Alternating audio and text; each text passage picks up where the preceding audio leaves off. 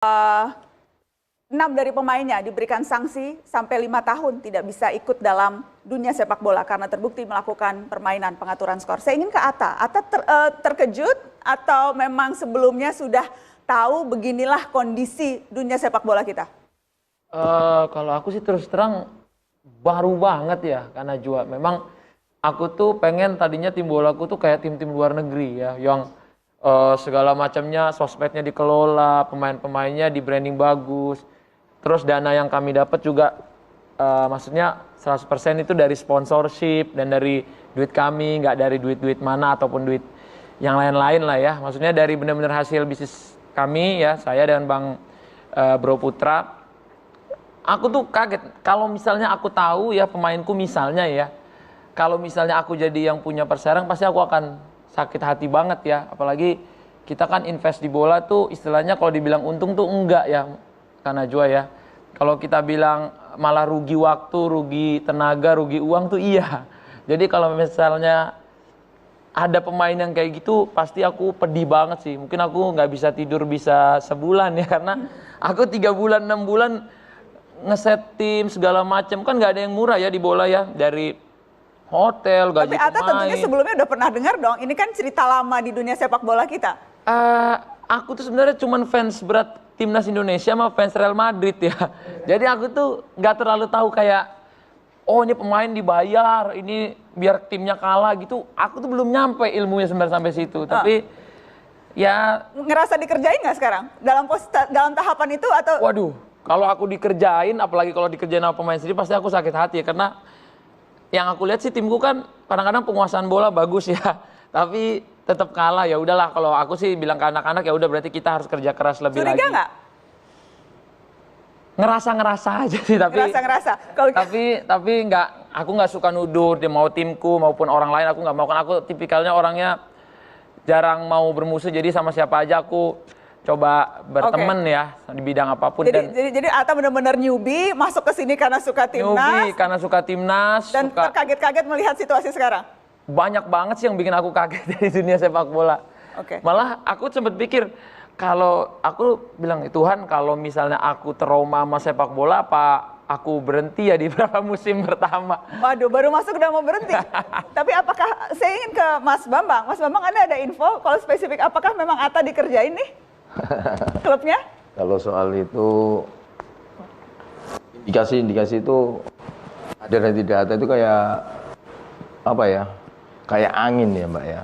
Tapi sebenarnya kalau Mas Atta itu paham benar sepak bola, harus jeli benar. Makanya salah satu filosofi sepak bola itu terutama dari almarhum ya, Bang Andi itu, Pak Andi itu ngomong respect dulu baru rule in the game-nya. Ini sepak bola Indonesia.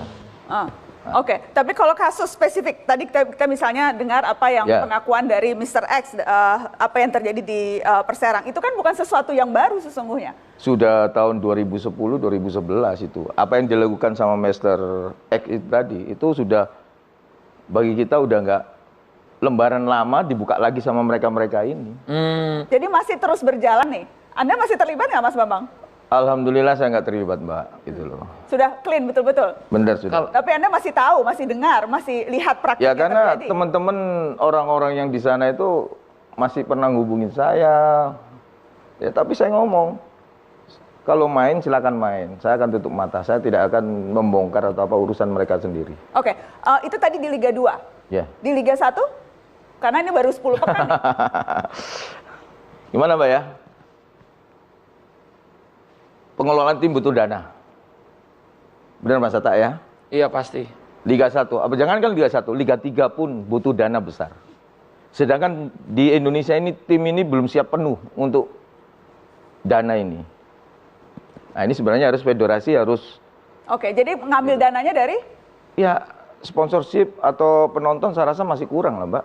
Akhirnya dari bandar? Nah, kalau itu terserah dari apa pemilik, owner apa semuanya. Ya, saya tanya praktek yang Anda ketahui masih berjalan sekarang. Saya rasa kalau sekarang ini masih melihat kutipan ya Mbak ya. Saya melihat dari betting house-nya apa cara mereka bermain, betting house bermain apa semua saya lihat itu masih ada lah. Apa pertandingan dari pergerakan market betting house, pertandingan mana yang Anda curigai ada pengaturan skor? Kalau kita bicara Liga 1 misalnya. Saya rasa kalau itu sebenarnya yang merasa aja, Pak ya. Yang merasa di belakang layar, saya harapkan tobatlah, wis. Tobat aja sudah. Saya cuman bicara itu aja. Karena apa? Kita jangan membohongi supporter atau publik lah. Oke, pertandingan apa yang Anda curigai ada pengaturan skor? Ya sebenarnya berapa pertandingan, Mbak ya. Cuman saya mau menyebutkan ini masih belum apa. Tapi kalau melihat statistik betting house-nya, itu yang pernah saya alami sama almarhum saya belajar juga, sama teman-teman di Malaysia atau teman-teman dari Cina itu juga belajar itu, memang statistiknya hampir sama ini gitu loh, Mbak. Apa Tapi, pertandingan yang mana tuh? pertandingannya ini, ya saya menyebutkan nanti dikira fitnah gitu loh, Mbak. Oke. Tapi Anda masih Anda tahu persis bahwa memang ada pengurus-pengurus klub atau pengurus-pengurus federasi yang memang masih bermain di sini. Kita tahu Satgas Mafia Bola kemarin menangkap beberapa tahun yang lalu menangkap serangkaian petinggi PSSI begitu. Sekarang masih bermain tidak? Ya mudah-mudahan tidak bermain, mudah-mudahan. Berarti kan jawaban saya barangkali ada yang masih bermain. Anda tahu ada yang masih atau tidak? Insya Allah ada. Siapa itu, Mas? Ini kalau saya mau sebut, Mbak, ya inisial aja dulu lah, itulah. Ya, Mr. H gitu aja. Mr. H. Ya, tapi saya rasa kalau Apa posisinya apa? apa? Esko bilang apa dia? H siapa nih? Banyak hal. Anda Mbak. biasanya berani menyebut Mas Bambang? Saya paling berani, Mbak. Insya Tapi Allah malam saya ini berani. Anda tidak berani, kenapa? Ada yang menelpon Anda? Oh, enggak ada yang berani. Ada Dia yang pun ada yang mengancam Anda? menelpon. Separuh nyawa saya ini sudah hilang, Mbak. Oke, kalau begitu siapa kalau Anda tahu? Gimana, Mbak ya? Kalau kita berbicara ini nanti karena bukti ini belum ada ya, belum konkret gitu loh. Tapi bukti ini sudah saya yang pegang gitu loh. Oke, saya ingin ke Mas Akmal. Mas Akmal, apa yang Anda lihat terjadi di tadi berangkat dari kasus Perserang dan apakah memang ini artinya permainan ini masih ya begini-begini lagi? Ya ini problem sepak bola. Nah, kalau kita lihat dari perjalanan kita nih sampai jilid 6, kita sudah mengalami 5 pergantian ketua umum PSSI yang latar belakangnya berbeda. Dari mulai politisi, pengusaha Pak Nurdin Halid, kasus match fixing ramai. Kemudian digantikan oleh teknokrat mantan wasit Pak Juar Arifin, pengaturan skor juga ramai. Digantikan oleh Ketua Ormas Pemuda Pancasila, Pak Lanyala, pengaturan skor bahkan ramai, dan ketika itu ada sepak bola gajah yang terjadi dan kita ungkap di Mata Najwa. Yang ketiga kemudian Pangkostrat, mimpin PSSI gitu kan. Ternyata juga tidak menyelesaikan kasus gurita mafia pengaturan skor bola ini gitu. Bahkan sampai kemudian Pak Edi Rahmayadinya yang dilengserkan. Dan terakhir kita berharap dengan ketuanya Pak Muhammad Iryawan, bintang 3 polisi, kita berharap bahwa kasus ini sebenarnya bisa diselesaikan. Kenapa? Karena saya melihat 40% pengurus PSSI saat ini latar belakangnya ada polisi. Jadi sebenarnya sangat gampang sekali kalau kemudian mau dikerjakan untuk menyelesaikan dan menuntaskan kasus ini. Saya tuh khawatir kawan-kawan seperti Atta, seperti Raffi, seperti Kaisang, anak-anak muda yang mau masuk di bola, mau menjalankan industrinya, juga mengangkat prestasinya, itu kemudian terkontaminasi dengan permasalahan yang sangat akut ini gitu kan. Jadi pilihan buat Atta ini menurut saya cuma ada 2 nanti ke depan gitu. Angkat bendera putih tanda menyerah seperti apa yang terjadi di Galatama. Banyak pengusaha-pengusaha juga yang ada di sana kemudian akhirnya mundur teratur karena pengaturan skor.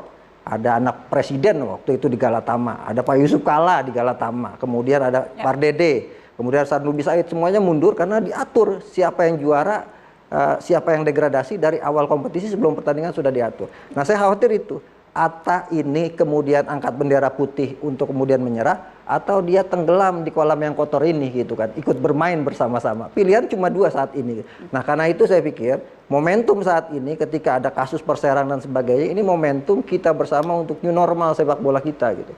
Generasi-generasi muda seperti Atta dan juga Raffi kemudian Kaisang, ini potensi besar sepak bola kita. Bola kita ini sudah punya modal untuk maju gitu. Tinggal masalahnya kita mau maju atau enggak.